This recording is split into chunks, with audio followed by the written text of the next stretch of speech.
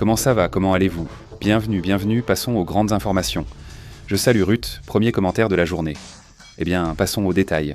Nous allons parler de ce qui se passe au Pentagone, puisqu'ils annoncent qu'un coup final arrive. Cela indiquerait, disent-ils, qu'ils auraient déjà le contrôle du conflit. Est-ce que cela est vrai? Qui contrôle le détroit d'Ormuz en ce moment? Nous allons parler de ce qui se passe dans cette zone et de l'impact que cela a dans le monde. Nous allons examiner plusieurs détails de ce qui se passe dans le monde, ce qui se produit et surtout jusqu'où ce conflit pourrait aller, et d'autres sujets. Nous aborderons aussi les questions internationales, ce qui se passe en Ukraine, ce qui se passe également dans les pays du Golfe, ce qui se passe au Royaume-Uni, qui fait aussi face à un autre défi avec la Russie. Nous allons discuter de plusieurs sujets évidemment. Merci, nous sommes en direct, mettez un like, partagez, dites-nous si le son est bon, si l'image est bonne, si la diffusion se passe correctement. Nous vous remercions pour votre commentaire. Passons aux détails en commençant par cette image. Ceci serait l'une des images du jour où, selon les rapports, cela se passerait sur la route Ardabi-Mashgin. Ceci dans le nord-est de l'Iran. D'après les rapports, une série d'attaques aurait eu lieu aujourd'hui, il n'est pas clair exactement ce qui aurait été attaqué. Mais bon, c'est ce qu'on peut observer. Des images de différentes attaques en Iran commencent à circuler. Aussi. Une autre image qui attire l'attention est celle-ci, voyons si on peut la montrer. C'est cette image, on va la lancer un peu pendant qu'on en parle. Ceci est une image de propagande diffusée par les Iraniens dans laquelle ils envoient un message aux soldats américains comme pour dire qu'ils sont déjà prêts à les recevoir. Et bon, ils envoient l'image classique de multiples actions. Parachutisme, escalade de montagne, désert, neige, eau, vous savez, un peu de tout. Pas de guerre urbaine, non, comme pour dire qu'ils sont prêts à toute situation. Bon, cela fait partie des messages que les Iraniens envoient en même temps. Bon, il y a un message que Donald Trump envoie. Il dit ceci, écoutons. Nous irons à leur secours, mais eux ne viendront jamais au nôtre, et je veux que vous vous souveniez que nous avons dit cela, ils ne sont pas venus à notre secours. Maintenant, tout le monde veut aider. Quand ils sont anéantis, quand l'autre camp est anéanti, ils ont dit « Nous aimerions envoyer des navires ». En fait, quelques-uns d'entre eux ont fait une déclaration en disant « Nous voulons nous impliquer quand la guerre sera terminée ». Non, tu es censé t'impliquer quand la guerre commence ou même avant qu'elle ne commence. Nous avons eu le Royaume-Uni qui disait « Nous enverrons », c'était il y a 3 semaines. Nous enverrons nos porte-avions qui, soit dit en passant, ne sont pas les meilleurs porte-avions. Ce sont des jouets comparés à ce que nous avons, mais nous enverrons notre porte-avions quand la guerre sera terminée. Et c'est que... C'est merveilleux. Mais ne vous embêtez pas, nous n'en avons pas besoin, et nous n'en avons pas besoin, et nous n'avons pas besoin d'eux, nous estimons. Nous n'avons pas besoin d'eux, dit Trump. Eh bien, ce qui se passe ici, c'est que personne ne veut entrer dans cette zone, même les États-Unis, c'est-à-dire que personne ne veut entrer dans cette région. Donald Trump lance ce message fort contre les pays de l'OTAN pour ne pas soutenir l'offensive des États-Unis et d'Israël contre l'Iran. Le président a assuré être déçu et à un moment donné, il mentionne même le Royaume-Uni. Comme vous l'avez vu, ils disent de ne rien attendre de l'OTAN, ce qui montre une position de plus en plus isolationniste mêlée à la pression politique.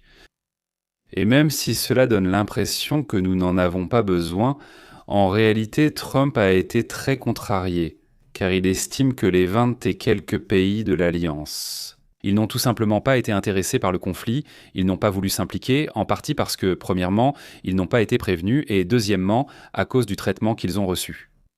Trump lance un ultimatum dans lequel il dit que l'Iran doit accepter de négocier l'accord en avertissant que cela doit se faire rapidement. Nous allons parler tout de suite des détails, de ce que l'on sait. Qu'en dit le Pakistan, puisque le Pakistan est l'intermédiaire, celui qui est au milieu? En principe, non. Et donc il y a déjà une réponse. Ce qui s'est passé ces derniers instants est très intéressant. Mais c'est une série de messages constants, de changements au sein d'une même conférence de presse, par exemple, ici dans cette conférence de presse, l'une de celles qui ont eu lieu. Mais est-ce que c'était celle d'hier ou celle d'avant-hier ? À la minute 12:03, c'est-à-dire pendant toute la conférence de presse qui a eu lieu sur le sujet de l'Iran, Donald Trump dit aux journalistes qu'il veut un cessez-le-feu. À la minute 12:03 jusqu'à la minute 12:05, il dit qu'il déclare la victoire sur l'Iran, qu'il a déjà gagné. Mais à la minute 12:07, il annonce qu'ils vont envoyer plus de marines. Puis, quelques minutes plus tard, il dit qu'il n'y a pas de marines sur le sol iranien. D'accord ? Mais à la minute 12:11, il dit qu'il ne veut pas de cessez-le-feu. À la minute 12:16, il dit qu'il déclare la victoire à nouveau.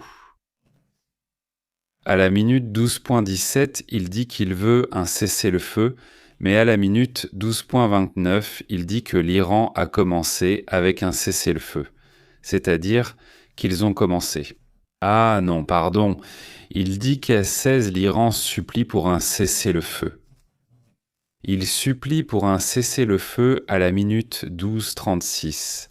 Il dit que, si le pétrole monte à $500, ce n'est pas une mauvaise chose, que ce ne sera pas mauvais pour les États-Unis.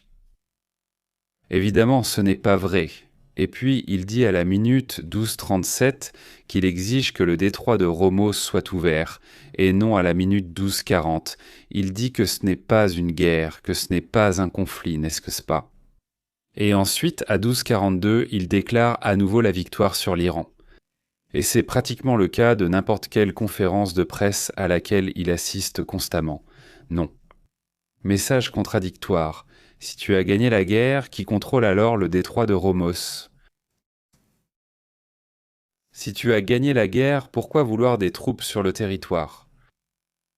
S'il y a un cessez-le-feu, alors pourquoi continue-t-on d'envoyer plus de militaires ? Il y a trop de contradictions en trop peu de temps, mais c'est tellement chaotique et rempli de données et d'informations. D'un côté comme de l'autre, c'est, un peu confus très souvent.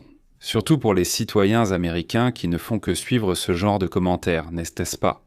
Et avec ça, ils tiennent pour acquis que ce qui a été dit là, c'est toute la vérité. Et bon, au moins on pourrait dire que c'est une partie de la réalité au moins du point de vue de Trump, n'est-ce pas ? Une réalité très étrange parce que d'un côté il veut négocier, mais de l'autre côté il a déjà gagné. Tu as déjà gagné alors, quel marché ? Ou bien c'est un peu curieux, non ? Et puis maintenant, dans d'autres conférences de presse, celles qui s'éternisent. Il ne commence pas à s'endormir. Les médias américains ne commencent-ils pas déjà à l'appeler Sleepy Trump, comme Sleepy Joe ? Vous vous souvenez de Biden qui s'endormait aussi ? Une partie de ce qui se passe à ces moments-là est aussi observée, n'est-ce pas ? Cela aurait eu lieu à Nuevo León. D'après ce qui est rapporté sur Twitter, le compte de Yadid Valdez n'est pas là. Il montre une météorite par là. Là voilà, c'est cette météorite qui serait passée ici à Nuevo León, d'après ce qui est rapporté. Dernièrement aussi, il y a beaucoup de vidéos qui montrent des chutes de météorites, de bolides. La plupart, bien sûr, se désintègrent dans l'atmosphère, mais elles attirent quand même l'attention. Il y a eu beaucoup d'activités dans ce sens. Passons aussi à l'image suivante. Non, celle-ci serait, une... Allons-y.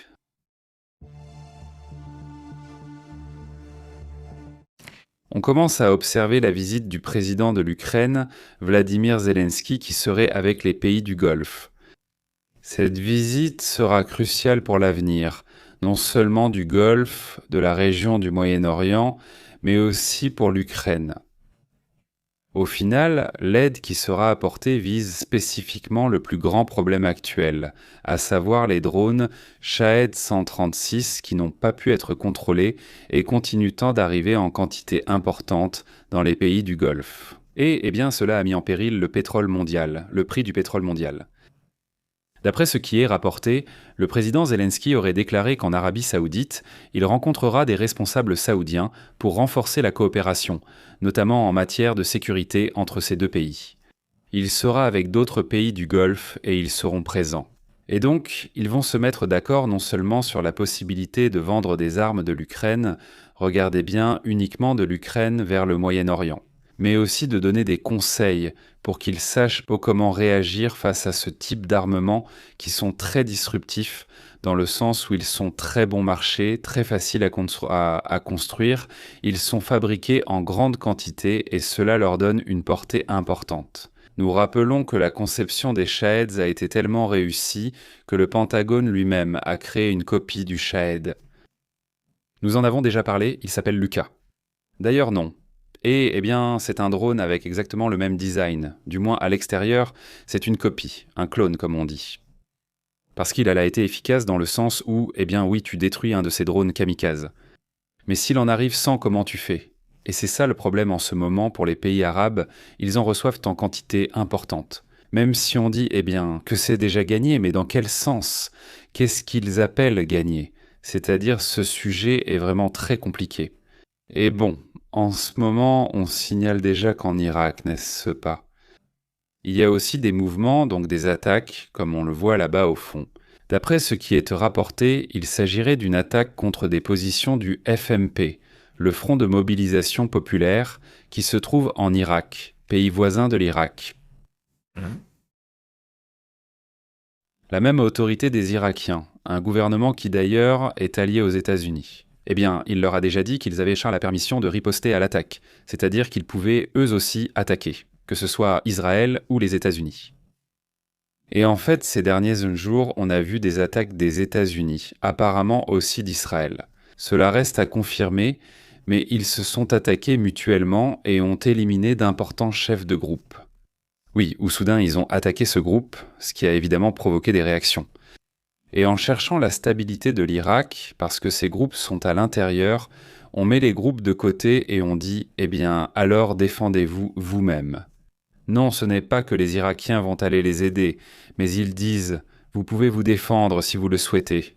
Nous n'allons rien vous faire si cela arrive, parce que vous êtes attaqués. » Eh bien, cela fait aussi partie de ce que l'on a vécu. Il y a aussi des moments où, eh bien, certains pays et régions prennent la situation avec humour. Regardez cette image d'une blague qu'ils ont faite. Je ne sais pas dans quel pays d'Arabie Saoudite c'était, mais bon, cette petite blague circule en ce moment.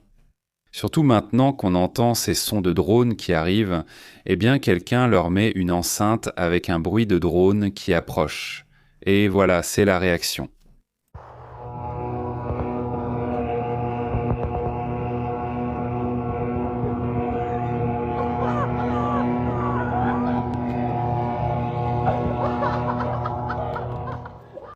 Ils étaient déjà prêts avec leur portable pour filmer, on sait déjà qui sont les classiques qui filment toujours, non ? C'est-à-dire quand tu entends un drone, en théorie, la logique voudrait que tu te réfugies et que tu évites que le drone t'atteigne, non ? Mais clairement, il y a beaucoup de gens qui préfèrent aller filmer le drone, en supposant qu'ils ne seront peut-être pas attaqués, non ? Donc comme vous l'avez vu, ils sont sortis rapidement avec leur téléphone pour filmer l'attaque du drone.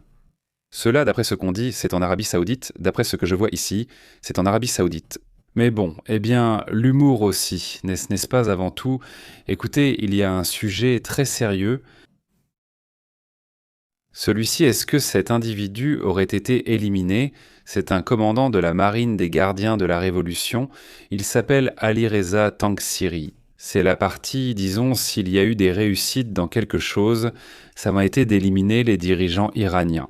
Dans ce domaine, il faut reconnaître que c'est la partie la plus, disons, réussie, pour ainsi dire, mais pas du point de vue militaire. Le fait est que, oui, on élimine beaucoup de dirigeants. L'Iran l'a-t-il accepté dans ce sens ? Mais ce qui est clair, c'est que la structure, et c'est ce que disait Tulsi elle-même, pas la directrice du renseignement là-bas aux États-Unis. Elle disait que, eh bien, la structure, c'est-à-dire le gouvernement lui-même, n'a pas été touchée. C'est-à-dire que le régime reste tel quel, il est affaibli, mais il n'a pas été, enfin, disons, le régime ne vacille pas. Malgré tout, voyons voir, eh bien, évidemment, qui est cet individu ? Ils vont sûrement le rapporter. Israël est celui qui parvient à abattre Ali Reza Tansiri, le commandant naval de la garde révolutionnaire d'Iran. Il serait le principal stratège, il serait chargé de bloquer le détroit d'Ormuz. Autrement dit, si quelqu'un a créé la formule pour pouvoir contrôler le détroit d'Ormuz, c'est cet individu. C'est pourquoi l'attaque est importante. Cela signifie-t-il qu'ils vont ouvrir le détroit d'Ormuz ? C'est pour ça que non, parce que, j'insiste, leur structure, c'est qu'ils ont déjà les substituts prêts. Si ces personnages sont éliminés, il y a déjà un remplaçant prêt, et ainsi de suite, non? Son décès représente un coup direct à la stratégie maritime iranienne. Selon ce qui est affirmé, l'Iran aurait restreint le passage des navires vers les pays alliés des États-Unis. Israël qui est actuellement sous observation. Il y a des mouvements de certains pays, comme la Thaïlande par exemple, apparemment le Pakistan aussi, qui arriveraient déjà à passer par là. C'est-à-dire, il y a des pétroliers qui passent effectivement, ils s'entendent avec l'Iran. Il semble qu'ils perdent quelques millions de dollars, 2-3 millions de dollars, et avec ça, ils peuvent passer sans problème, sans risque. Donc il y a 8-9 navires qui passent chaque jour, apparemment, mais seulement vers des pays, j'insiste, alliés de l'Iran, ou du moins qui ne sont pas alliés aux États-Unis ou à Israël. Il y a certains pays qui ont la permission, pour ainsi dire, de pouvoir passer. Et tout cela, alors, eh bien, ça fait partie. Aucun navire supplémentaire n'a été signalé comme endommagé par des drones et le risque de mine persiste dans la zone. L'ultimatum expire demain, c'est-à-dire que l'ultimatum c'est déjà vendredi, n'est-ce pas? Ou bien demain ce serait le dernier ultimatum qui expirerait, dans lequel soit le détroit d'Ormuz est complètement ouvert, soit en théorie il y aurait des troupes au sol.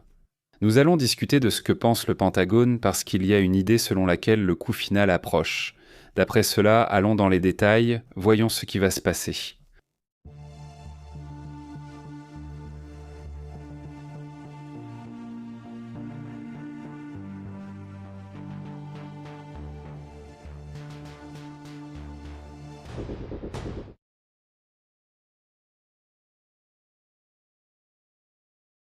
Ils iront avec les bonnes personnes.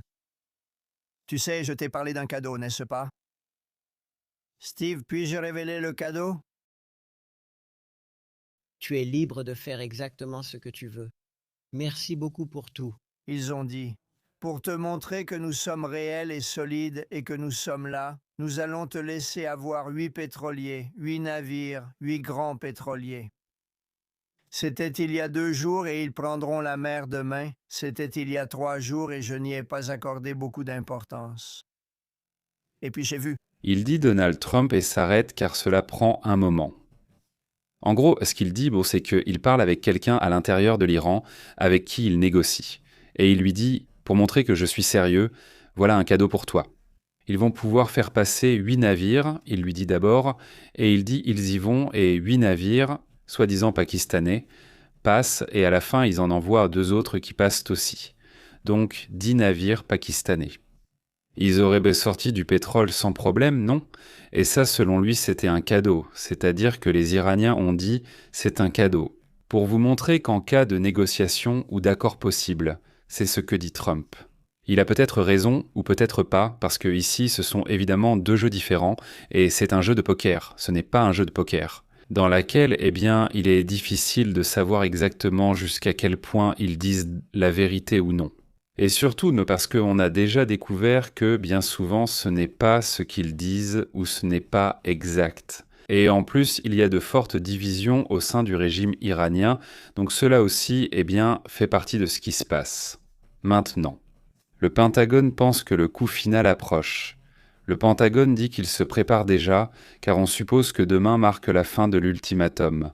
Paul, qui commence samedi. Mais ce week-end qui arrive, en théorie, ça va s'intensifier. S'il n'y a pas d'accord, le Pentagone prépare des options militaires pour un éventuel soi-disant coup final, entre guillemets, car il ne précise pas vraiment. Mais ce qu'ils assurent, c'est qu'au moins il y aurait une augmentation massive, disent-ils, du nombre de bombardements. Et aussi la probabilité d'utilisation de forces terrestres. C'est la partie controversée, parce que c'est déjà une guerre avec peu de soutien de la population. Aux États-Unis, cela a commencé à 27% et ce chiffre a diminué. 27% de la population américaine, ce chiffre a diminué au fil du temps, à mesure que le sujet avance. L'opération serait envisagée, c'est-à-dire les troupes, si la diplomatie en cours échoue.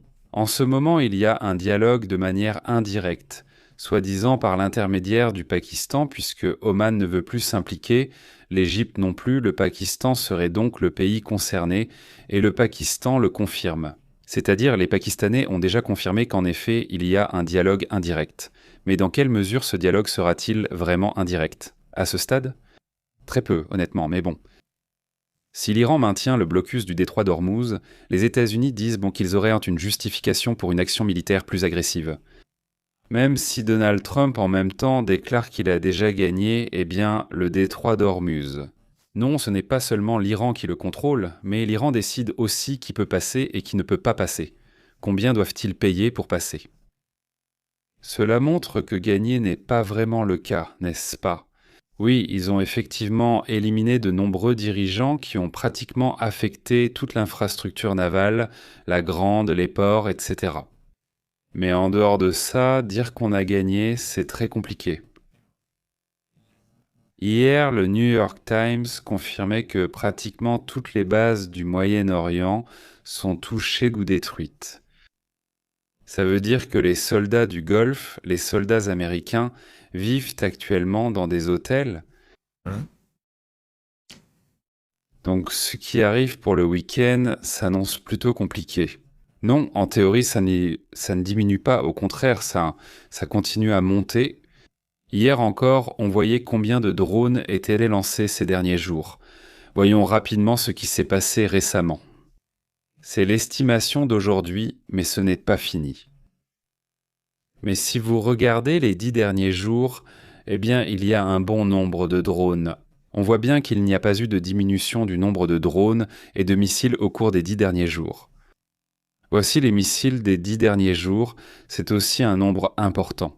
Ce ne sont pas les centaines de missiles qui ont été lancés au début, mais c'est une quantité qui ne diminue pas, qui n'a pratiquement pas diminué depuis le début du conflit, n'est-ce pas? Donc, selon eux, ils ont beaucoup plus de missiles à courte portée qu'on ne le pense, c'est ce qu'ils affirment, mais qui sait, n'est-ce pas? Le point, c'est que, regardons aussi ce que dit la Turquie, écoutez ça.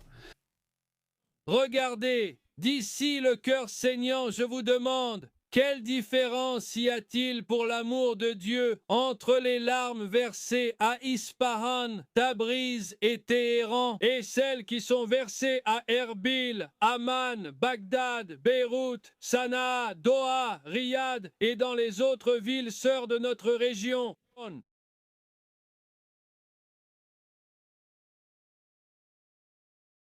Quelle différence cela fait-il aux yeux du réseau de massacres que notre nom soit Ali, Murtaza, Omer, Aïs, Zeynep, Hassan ou Hussein? Un message très important, celui d'Erdogan, car la stratégie d'Erdogan a été et de se montrer non seulement neutre pour ainsi dire, mais même proche et jusqu'à favorable aux Iraniens. Même s'il y a des différences et tout ce que tu veux, ce qu'il dit clairement, c'est que nous sommes les mêmes, nous sommes frères. N'est-ce pas? Il dit à un moment donné, c'est notre zone, c'est comme si c'était notre territoire, n'est-ce pas? Il disait dans leur conversation là, enfin non, il n'a pas voulu tomber là-dedans.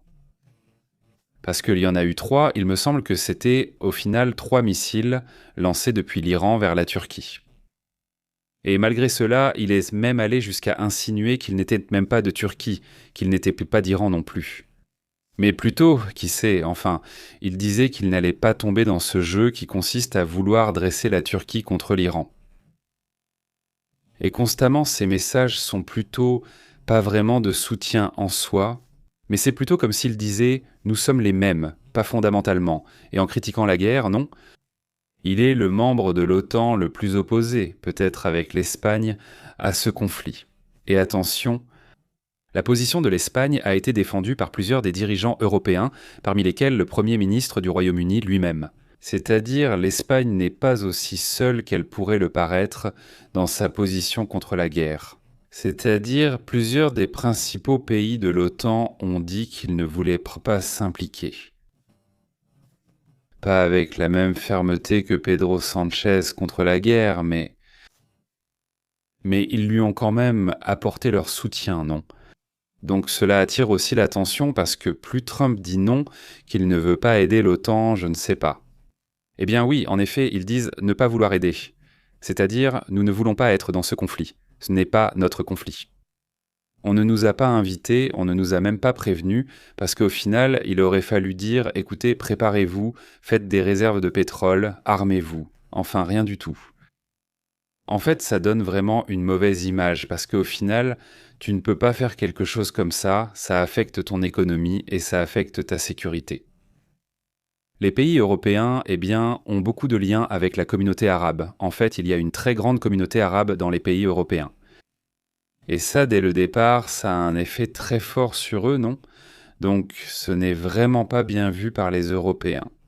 Maintenant, dans toute cette affaire, Donald Trump ne se contente pas de s'énerver contre l'OTAN, mais il laisse aussi entendre. Eh bien oui, c'est le point le plus faible qu'ils aient eu avec l'OTAN en ce moment. Un sujet qui, doit certainement plaire à l'idée de Vladimir Poutine, celle d'affaiblir l'OTAN. Cette manœuvre ne pourrait-elle pas même être très favorable à Poutine? Un sujet à part, passons à d'autres questions importantes.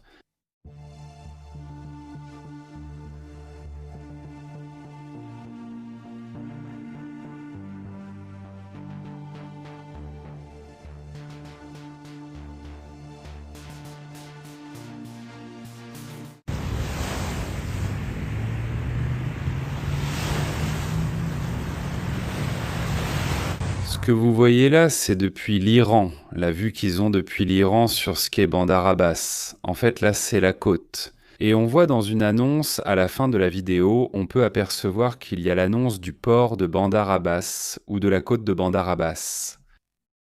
C'est par là, voilà le moment, ce qu'il y a derrière, ce qu'il y a au fond. Ce n'est pas une ville, ce qu'il y a au fond.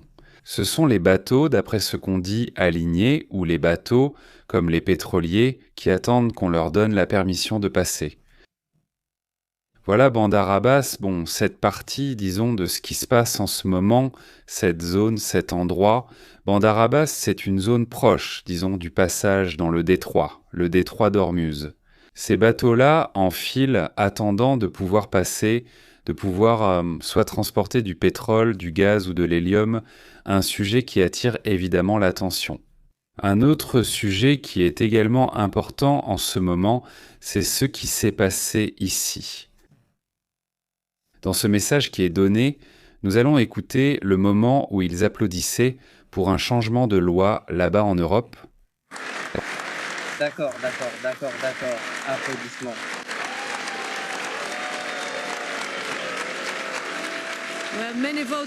Un changement important a été apporté à la question de la migration là-bas en Europe. L'Union européenne vient de lancer une procédure pour le plan de détention et d'expulsion des migrants, le plus strict jamais mis en place jusqu'à présent. Le Parlement européen a voté 389 voix pour 206 contre en faveur de l'autorisation de négociation immédiate sur le nouveau règlement de retour. Le plan prévoirait des centres de retour en dehors de l'État de l'Union européenne. Détention où il pourrait avoir des centres de retour, par exemple en Afrique. Il est également mentionné dans les rapports que la détention peut durer jusqu'à 24 mois voire plus, c'est-à-dire 1 an de détention.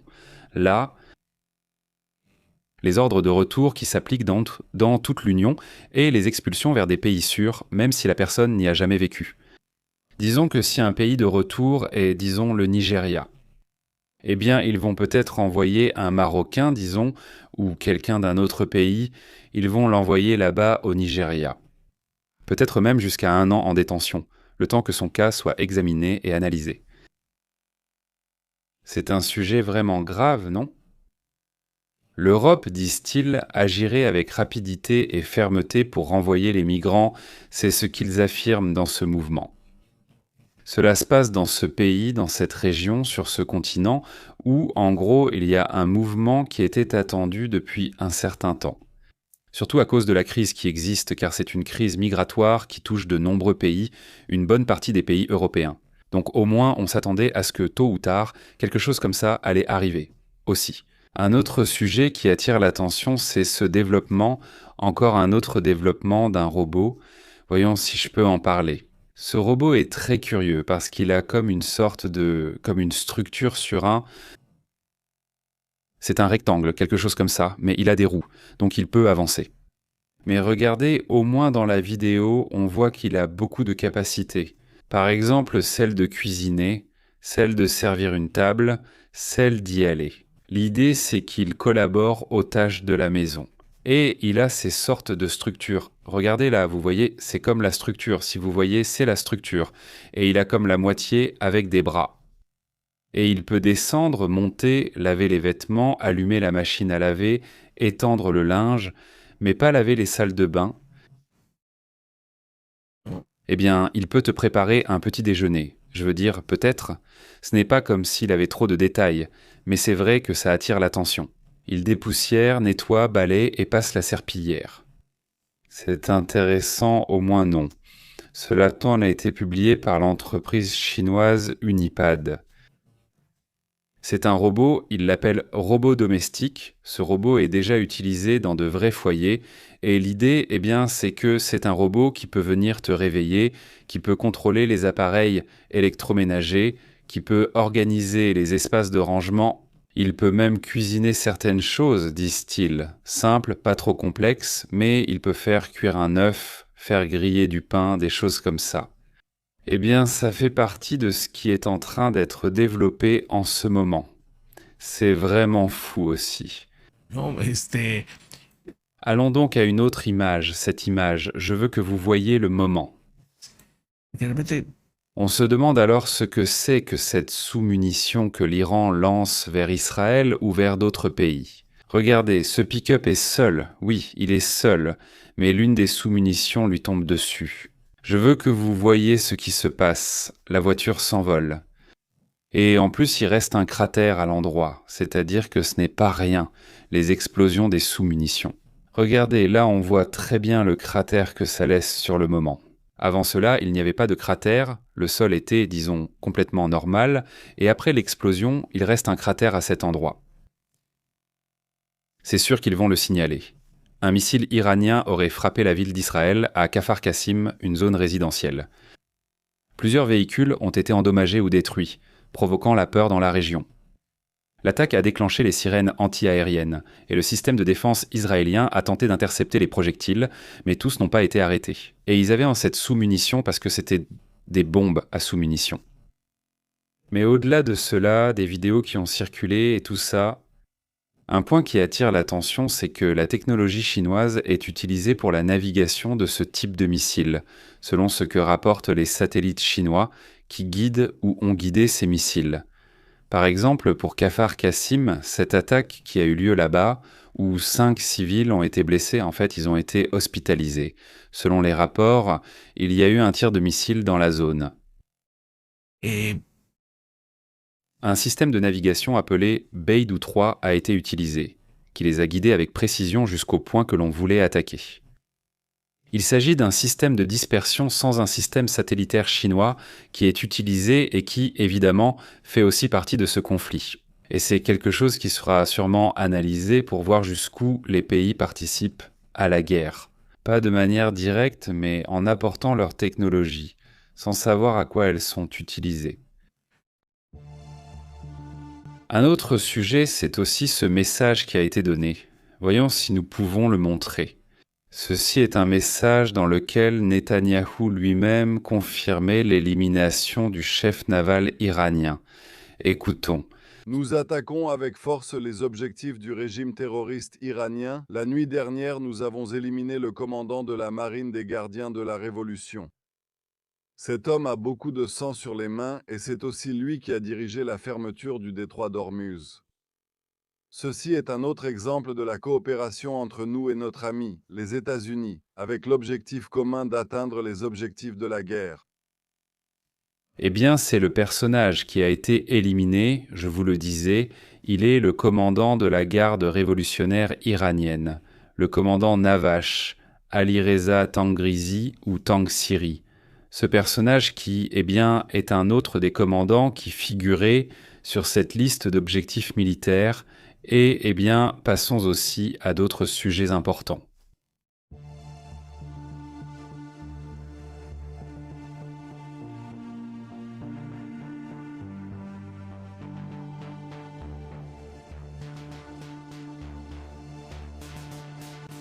alors que de nouvelles images de ces attaques apparaissent, comme je le disais. Dans le nord-est de l'Iran, il y a un conflit qui, est en train de s'intensifier et qui ne nécessite pas seulement beaucoup d'armes. Mais désormais, l'un des pays touchés sera l'Ukraine. Le Pentagone a déclaré en ce moment qu'il envisage de rediriger l'aide militaire destinée à l'Ukraine vers le Moyen-Orient. D'après les rapports, face à la persistance de ce conflit, ils disent qu'ils vont donner la priorité et accorder plus d'attention au Moyen-Orient. Selon The Washington Post, citant des sources anonymes proches du dossier, le Pentagone envisagerait de rediriger l'aide militaire destinée à l'Ukraine vers les pays du Golfe ou même vers l'Iran afin d'attaquer l'Iran.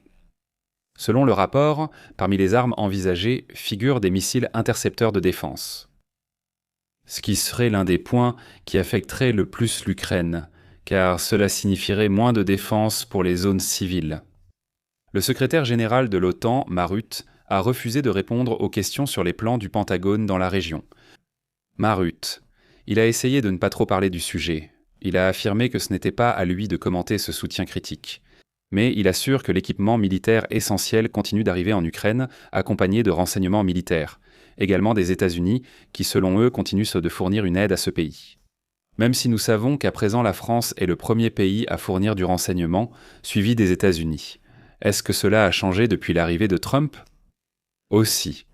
Un autre sujet qui attire l'attention est que l'armée israélienne affirme avoir mené à bien des attaques à grande échelle contre l'Iran. Un autre des points dont il parlait il y a un instant parmi ses remerciements qui sont faits. Non, il n'y a pas eu de commentaires concernant la matinée d'aujourd'hui. Selon ce que rapporte la chaîne Telegram, les FDI assurent que ces bombardements ont visé des infrastructures du régime. Et il mentionne Ispahan.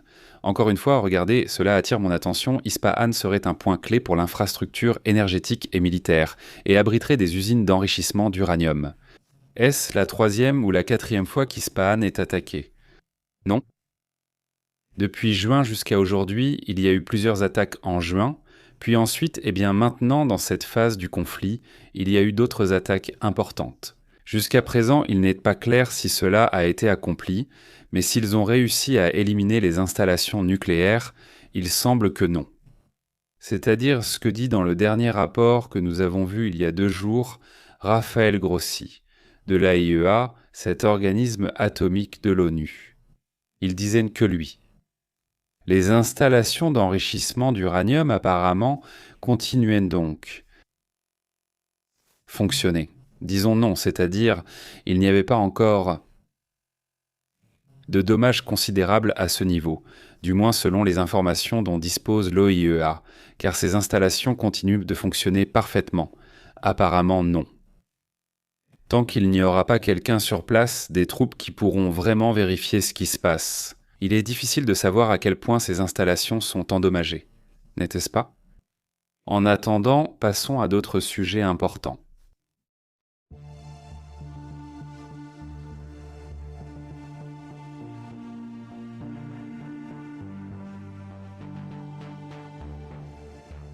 Remarquez qu'une nouvelle attaque a été lancée par les États-Unis dans les Caraïbes. Cette fois-ci, ils ont abattu 4 présumés trafiquants qui se trouvaient dans une embarcation. Les informations des services de renseignement ont confirmé que l'embarcation suivait des routes connues pour le trafic et qu'elle participait apparemment à des opérations illicites. C'est pourquoi il a été décidé de tirer. 4 personnes auraient perdu la vie lors de cette opération militaire contre cette embarcation. Non, cela, j'insiste, là-bas dans les Caraïbes, ils reviennent encore une fois à signaler cette attaque qu'ils appellent cinétique et létale. Ils ont assuré que l'embarcation opérait pour des organisations de trafic. Selon ce que dit le Pentagone, non. Un autre sujet qui attire aussi l'attention, c'est que cela fait déjà 82 jours que Maduro est en prison. Détenu, cela à la cour, aujourd'hui il a eu sa comparution après tous ces jours en prison, devant la cour de New York, dans laquelle l'idée qu'il apporte est qu'il réclame l'annulation de son procès, il veut que le procès soit complètement annulé. Et voilà, c'est ce qu'ils sont en train de faire. Donald Trump a même commenté aujourd'hui qu'ils vont même ajouter d'autres chefs d'accusation, soi-disant, mais le point est que cette comparution a été faite pour demander au juge Alvin Hellerstein que son procès pénal pour ne pas avoir été narcoterroriste soit annulé, pour une possible violation des 5e et 6e amendements de la Constitution des États-Unis. Il s'agit d'une défense conçue par l'avocat Barry G. Pollack, qui fait une interprétation particulière des amendements de la Constitution, pour soutenir un argument, car, selon ce qui est rapporté, il serait rejeté par le tribunal de Manhattan. Maduro affirme qu'il n'a pas d'argent pour payer les avocats et que sa prétendue situation d'insolvabilité économique affecterait le principe de la défense lors du procès. Apparemment non, c'est du moins ce qu'on souhaite, c'est la stratégie qu'il adopte, dit-il. La loi vénézuélienne accorde à M. Maduro et à Mme Flores de Maduro un droit de propriété sur le paiement de leurs honoraires d'avocat. La révocation des licences originales par l'UFAC et le refus de les rétablir interfèrent avec leur droit de choisir l'avocat de leur choix.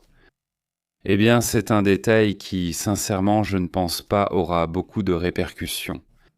Mais pour l'instant, on voit là Maduro, dans ses dessins classiques ce qu'ils font, pas les illustrations qu'ils font lors de l'audience, eh bien d'aujourd'hui. Sur un sujet où ils assurent qu'il vit dans la dépression, non selon eux non. C'est comme s'il venait de réaliser ce qui lui arrive. Et bon, c'est aussi une partie de ce qui se passe, de ce que l'on vit, dans ce sens-là aussi. Un autre point qui attire l'attention, c'est qu'on attend un message de la part d'Abdul Malik Alaouti. Cet individu qui apparaît ici à l'écran, c'est de Meru. D'après ce qui est rapporté, il serait le principal chef des UTI, là-bas au Yémen. Il faut rappeler que ce groupe est chiite, c'est un groupe qui est soutenu par les mêmes Iraniens. Et il n'a pas réagi de manière très ferme. On suppose que dans un moment, peut-être pour la prochaine émission, il sera déjà prêt. Un message de lui arrive, c'est un message qui a à voir avec le conflit qu'il est en train de vivre. Eh bien, il se pourrait qu'ils entrent dans le conflit de manière claire, parce qu'ils ne l'ont pas encore fait. Il se pourrait aussi que la stratégie de fermer ce détroit, c'est-à-dire le détroit d'Ormuz, soit confirmée, ici déjà fermée, et vous voyez déjà tous les problèmes que cela génère, non ? Maintenant, il se pourrait qu'ils ferment aussi ce détroit. Et que, dans un de ces cas, cela affecte l'économie entre l'Europe et tout ça, non ? D'après ce qui est rapporté, un discours sera prononcé dans quelques instants, à moins qu'il ne soit déjà en cours, on ne sait pas. Ils auraient subi une pression publique de l'Iran pour qu'ils s'impliquent enfin dans le conflit, ce qu'ils n'ont pas voulu faire jusqu'à présent. Ce qui d'ailleurs attire l'attention. Ou alors il y a une raison pour laquelle ils ne le font pas. En attendant, passons à d'autres sujets également importants.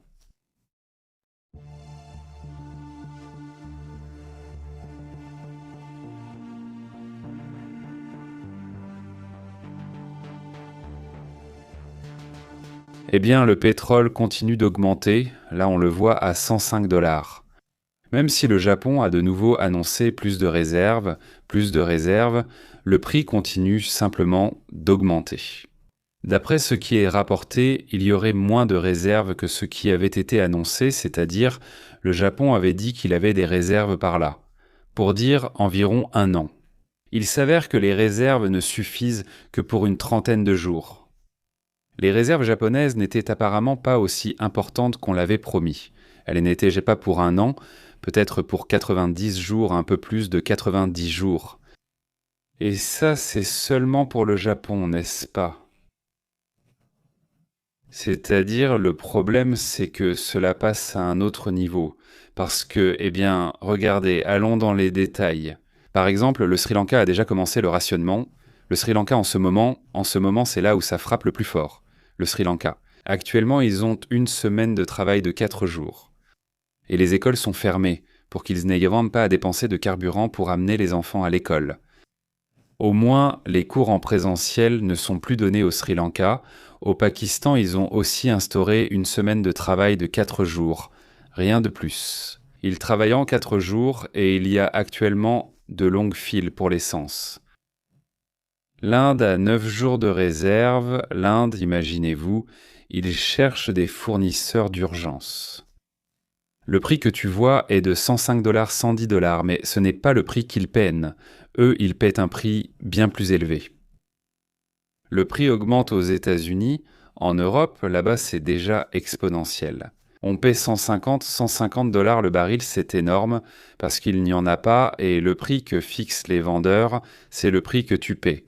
Donc, et c'est un point à part, c'est probablement problématique. Parce que même si tu dis qu'on te le vend à 200, même si tu le paies, il n'y en a pas, c'est-à-dire, il n'y a pas assez de pétrole à ce moment-là.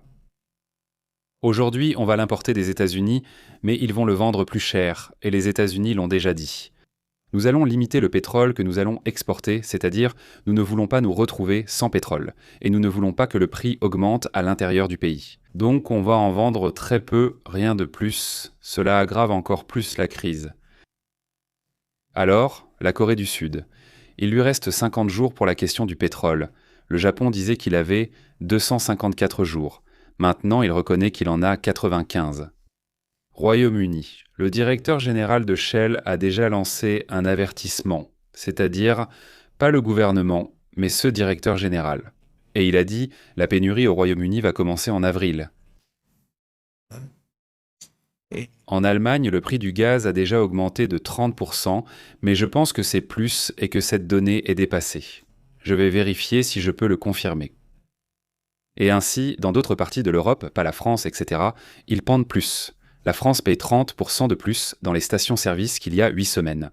L'Afrique du Sud affirme que la situation est stable, mais les citoyens publient des photos sur les réseaux sociaux là-bas en Afrique du Sud et montrent qu'il n'y a pas d'essence. C'est-à-dire qu'il n'y en a tout simplement pas, ils sont complètement vides.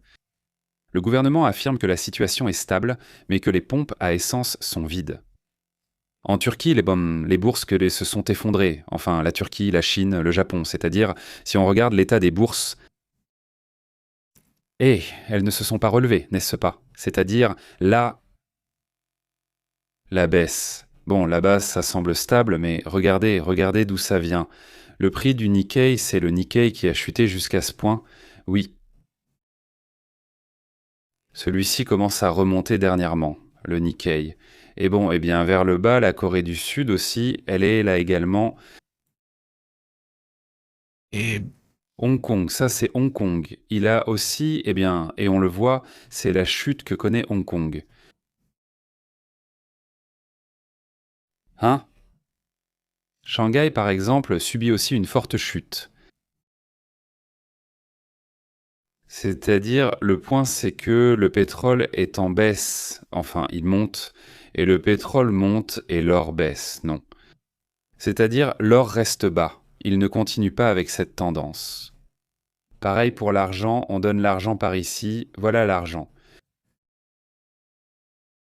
Et le pétrole, eh bien, il est en train de monter, c'est le pétrole.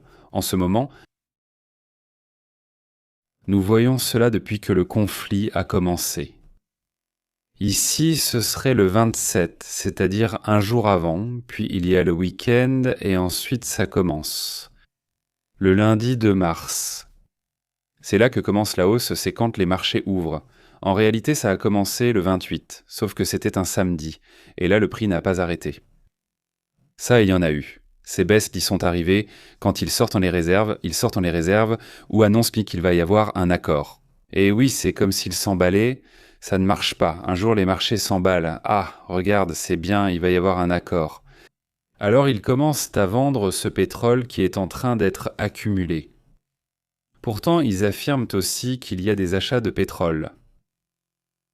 Mais tu te demandes, où est ce pétrole?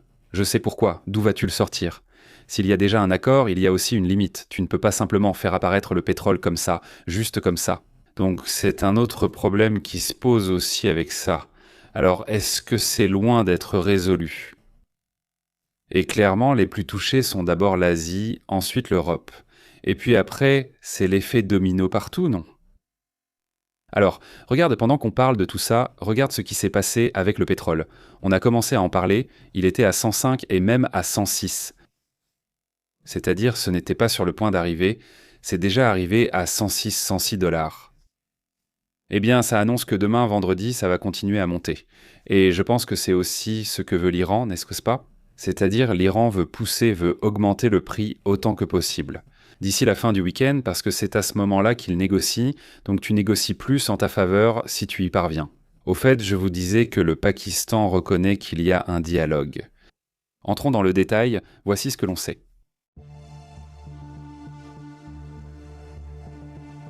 Regardez, le Pakistan, que confirme-t-il ?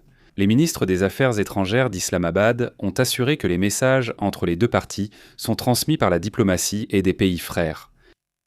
Le ministre des Affaires étrangères, Isaac Dar, a confirmé aujourd'hui que son pays agit comme un canal officiel pour les discussions indirectes entre les États-Unis et l'Iran, et que Washington a mis sur la table une proposition en 15 points, ce que nous avions déjà mentionné il y a plusieurs jours, mais jusqu'à présent, seul le Pakistan avait confirmé s'il y avait un véritable dialogue. Non, eh bien, ils disent que oui, le Pakistan affirme qu'il reste pleinement engagé à promouvoir la paix. Les Iraniens affirment que sur les 15 points, seul un était négociable. Les autres ne le sont pas. Donc il est difficile de savoir ce qui ne se passe pas là-bas, mais bon, c'est ce qui a été convenu, ce que l'on sait jusqu'à présent. Au moins, on reconnaît qu'il y a une négociation, et ça c'est déjà un gain. Parce qu'avant, même cela n'était pas reconnu, on ne savait pas exactement ce qui se passait. Bon, voilà le détail, passons donc à d'autres sujets tout aussi importants pour nous.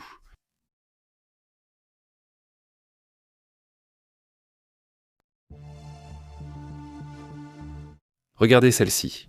Cette image du Popocatépetl, prise par Webs de Mexico, montre qu'il y a eu une activité importante pendant la nuit, pendant la matinée, alors essayez.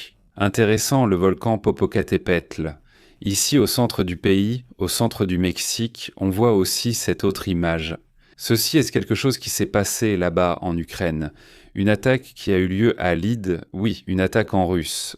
Certains bâtiments historiques, il s'agissait apparemment d'une attaque avec des drones qui ont provoqué des incendies dans des bâtiments qui sont historiques pour l'Ukraine, évidemment. Il y a aussi cette image qui attire l'attention, nous allons la montrer par ici. Ceci est une installation russe d'exportation de pétrole et de gaz à UST Luga. Oui. Sí. Là-bas, cela fait déjà 2 jours que les incendies de cette installation pétrolière et gazière ne peuvent pas être maîtrisés. Oui, il s'agit d'une zone d'exportation de pétrole et de gaz russe touchée. En ce moment, les exportations russes sont pratiquement hors service. Elles ont chuté de 40% du moins les exportations, même s'il y a des zones où elles ont complètement cessé. Dans certaines régions de Russie, l'exportation ne fonctionne plus, mais dans d'autres, oui.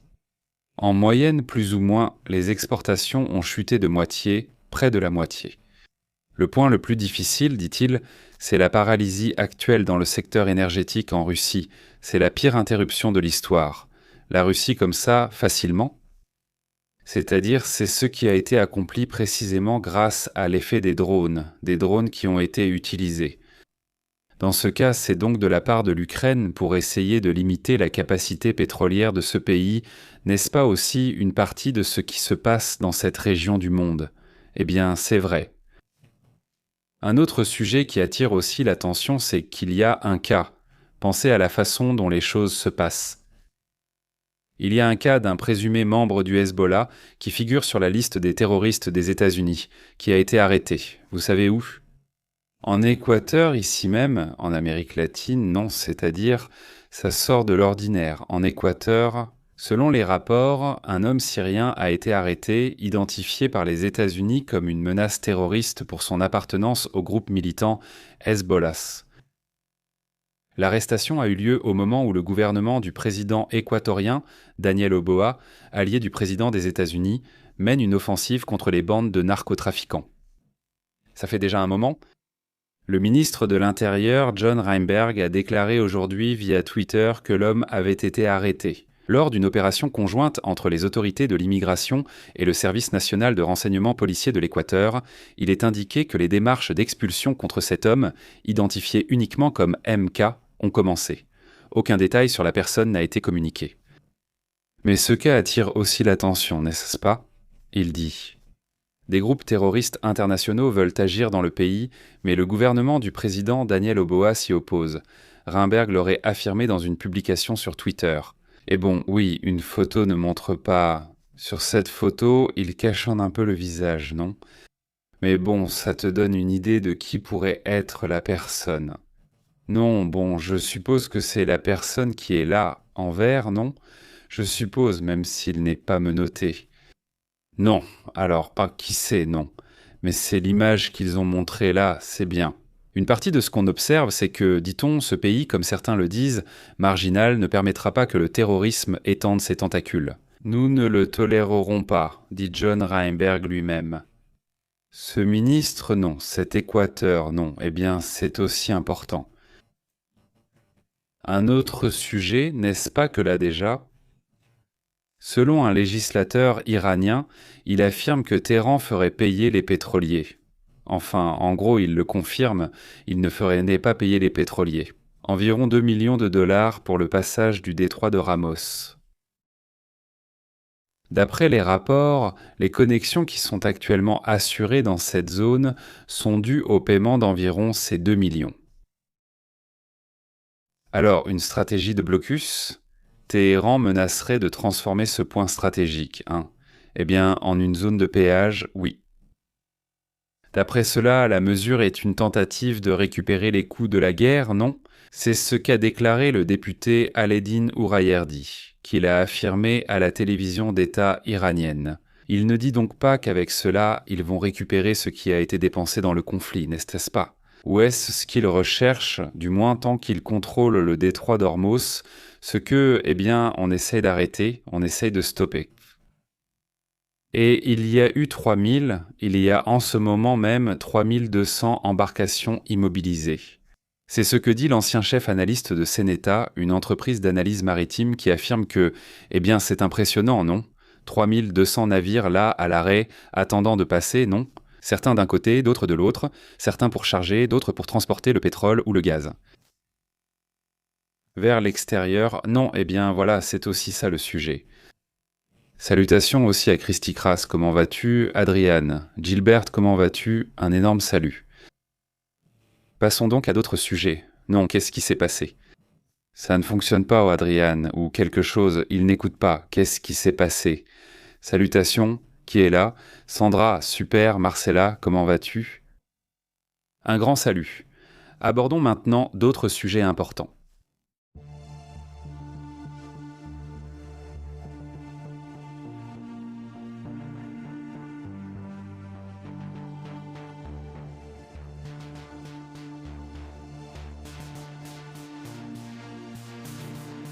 Un autre sujet qui attire également l'attention est la Russie. Selon ce que rapporte CBS News, la Russie fournit un soutien et des renseignements à l'Iran dans la guerre. Au Moyen-Orient, cherchant à éliminer des soldats américains. C'est-à-dire que l'intérêt de la Russie a été celui-là, a été de leur donner les connexions ou les informations pour qu'Iran puisse littéralement éliminer des soldats américains, dit-il. La Russie fournit à l'Iran des renseignements pour attaquer et éliminer des soldats américains. Et la Russie soutiendrait également l'Iran avec des drones capables d'atteindre ou d'attaquer des pays voisins. C'est ce que dit Kaia Kallas lors d'une réunion du G7 en périphérie de Paris, la responsable des affaires étrangères de l'Union européenne. C'est aussi un sujet vraiment grave, n'est-ce pas? Il dit que ces guerres sont interconnectées, c'est-à-dire la guerre entre l'Ukraine et la Russie avec la question de l'Iran. Et c'est pour cette raison qu'on a dit que l'OTAN devrait participer au conflit. Au bout du compte, le conflit Iran-Russie, eh bien il y a aussi un lien très clair qui est l'Iran, qui a précisément soutenu la Russie pour l'attaque. Alors disons que de ce point de vue, c'est largement justifié, n'est-ce pas? Mais ici, il y a aussi une question de peur, de violence et ici d'agacement. Spécifiquement avec Trump, de ne pas les avoir prévenus. En dehors de cela, il y a aussi la pression et ici, il y a aussi une question. De les avoir prévenus ou de ne pas les avoir prévenus de la peur. Viol. Une partie des États-Unis. Comme pour dire « Ah, tu dois entrer dans le conflit ». Non, alors que ce que dit l'Europe, c'est que ce n'est pas notre conflit. Non, ce n'est pas notre conflit. Bien que certains mouvements soient déjà en train de se faire, certains pays, comme s'ils pensaient qu'ils allaient peut-être faire quelque chose. Eh bien, jusqu'à présent, cela ne s'est pas produit. Jusqu'à présent, il ne s'agit que d'un plan de défense. Non. Même la France et le Royaume-Uni, qui sont des pays qui ont déjà des avions là-bas, qui ont déjà des navires dans la zone. Non, passons à un autre sujet important.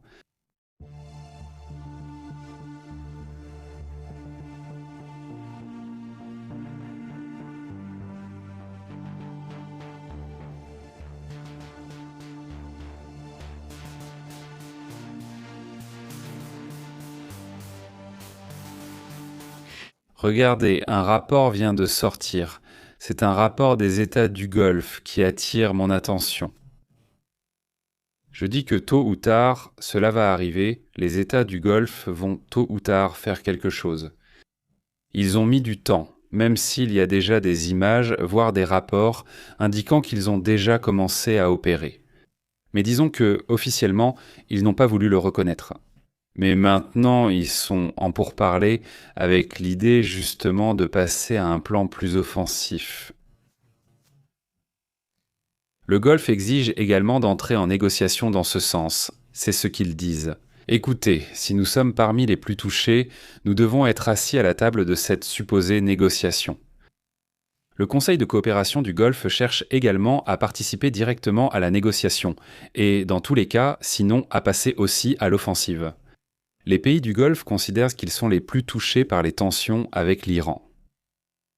En ce moment, 85% des attaques attribuées à l'Iran touchent les infrastructures des pays du Golfe, où la majorité des attaques sont de cette nature. Il s'agit, comme on le mentionne, d'attaques contre des installations civiles, énergétiques et stratégiques. Et le Golfe craint un accord entre les États-Unis et l'Iran. Il dit « Le détroit d'Ormuz est l'une des routes pétrolières les plus importantes et toute taxe ou blocage affecterait le commerce mondial, selon le même communiqué. » Eh bien, cela a du sens car ils vont sûrement parier là-dessus, parier sur cela. En tout cas, il s'agit de réagir dans ce sens, pas de réagir à un ultimatum, c'est essentiellement l'approche qui sera probablement adoptée. Passons à d'autres sujets, d'autres thèmes également importants.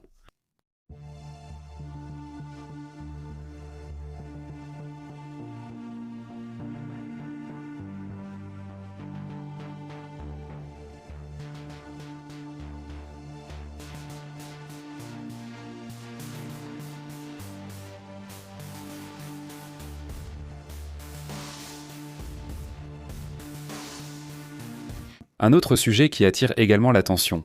Il y a une alerte aux États-Unis, ceci à cause de violentes tempêtes. Attention à ce sujet car il y a déjà des avertissements de possibles tempêtes et aussi de tornades. Cela à partir d'aujourd'hui dans cette zone, dans le fameux couloir des tornades. Le Service météorologique national des États-Unis a assuré que le phénomène pourrait affecter des millions de personnes, avec de la grêle, des vents et de violentes tornades. Cela accroît donc l'inquiétude sur ce qui pourrait arriver. À partir du jeudi 26, qui est aujourd'hui, le phénomène est placé en alerte pour 50 heures, placé en alerte, disons, dans une zone où vivent 50 millions de personnes. Où cela se passe-t-il ? Depuis l'Illinois, l'Indiana, le Michigan, l'Ohio, des villes comme Détroit, Indianapolis, Chicago, Columbus, Cleveland, seraient dans les zones critiques, selon les rapports. Non, donc, restons attentifs à cette situation. C'est un sujet qui va être surveillé dans toute cette région, nous allons rester vigilants. Mais regardez, dès cet après-midi, on voit clairement la quantité de vents qui vont souffler. C'est en ce moment, oui. Dans toutes ces zones, il y a déjà des rafales de vent intenses, pratiquement toute la partie centre-nord et nord-est, et vers le sud, même certaines parties de l'ouest, aussi. Non, c'est-à-dire que c'est une zone très vaste, on s'attend à des supercellules. Ce type d'orages sont donc assez dangereux et capables de produire des tornades. On prévoit également de la grêle géante pouvant atteindre 7,5 cm de diamètre. De plus, des vents destructeurs pourraient les causer des dégâts structurels et des coupures de courant. Le service météorologique conseille de rester vigilant car la situation est très intense.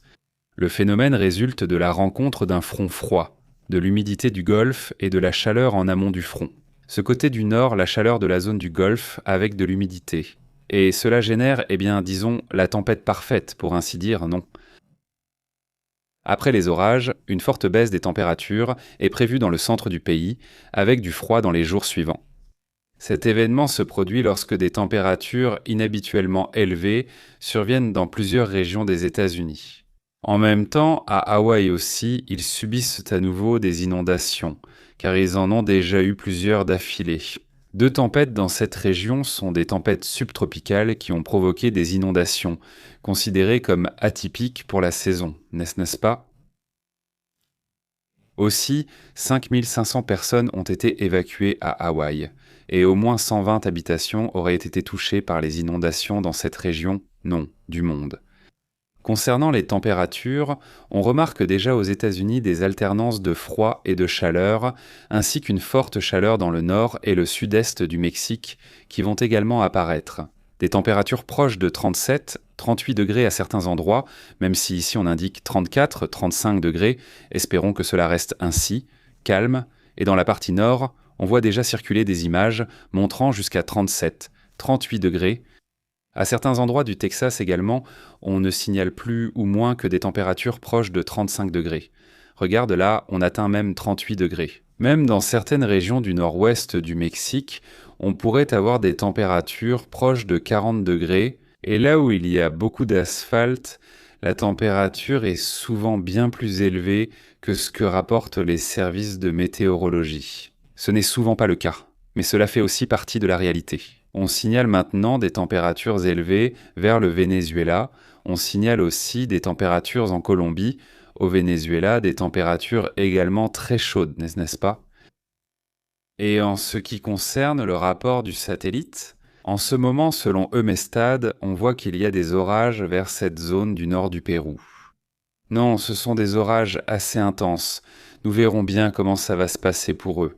Nous saluons chaleureusement nos amis péruviens et vous tiendrons informés plus tard. En attendant, allons voir ce qui se passe en ce moment.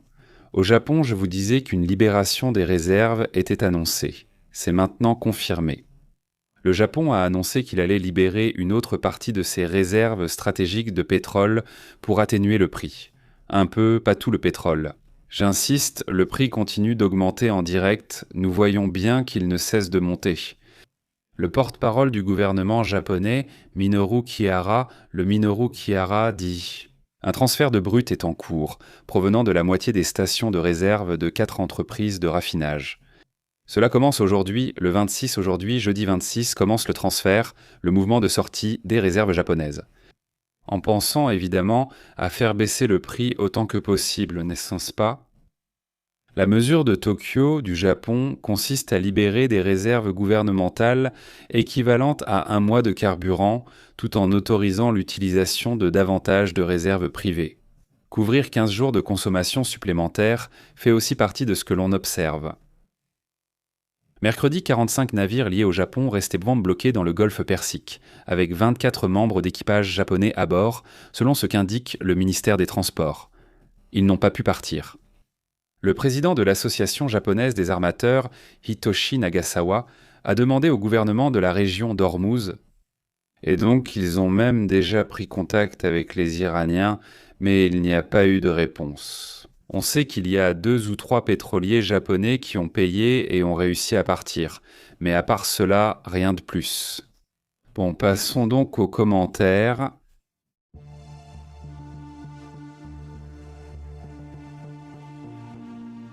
Comment allez-vous? Comment ça s'est passé pour vous? Merci beaucoup de nous accompagner. Salutations à Christy, à Aurelio, comment vas-tu? Yesenia, William, comment ça va? Dit-il. Là-bas, ils sont au Nouveau-Mexique, non? 75 degrés Fahrenheit, c'est ça. Énorme. Salut, comment vas-tu, Aurelio? Comment ça se passe là-bas, au Nouveau-Mexique? Eh bien, comme vous voyez, ça commence à exploser, ça ne s'en va pas. Le prix du pétrole, effectivement, ne semble pas vouloir baisser. Ça a été compliqué, on n'arrive pas à le contenir. Non, c'est la réalité qu'on observe, du moins pour l'instant. Eh bien, voilà, c'est comme ça, c'est la situation. Non, allons-y directement, je ne vois pas, j'ai perdu les commentaires, où sont-ils? Ils sont là, santé. Il dit, ce n'est pas la guerre, c'est du business, dit Hall. Comment vas-tu? Salutations aussi à José Zaraté, à Magico Luna, comment ça va? Comment tu vas? Bon après-midi depuis Madrid, comment vas-tu, Magico Luna? Qu'est-ce qu'on dit dans la capitale de l'Espagne? Non, comment ça se passe là-bas?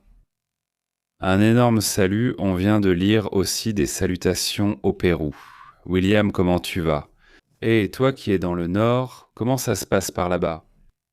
Yesenia aussi, bonjour, salutations jusqu'au Panama, comment tu vas? Il dit un énorme salut. Ok, voyons, j'ai besoin d'afficher ici le chat en direct. Ici à l'écran, permettez-moi, voyons si ça se voit.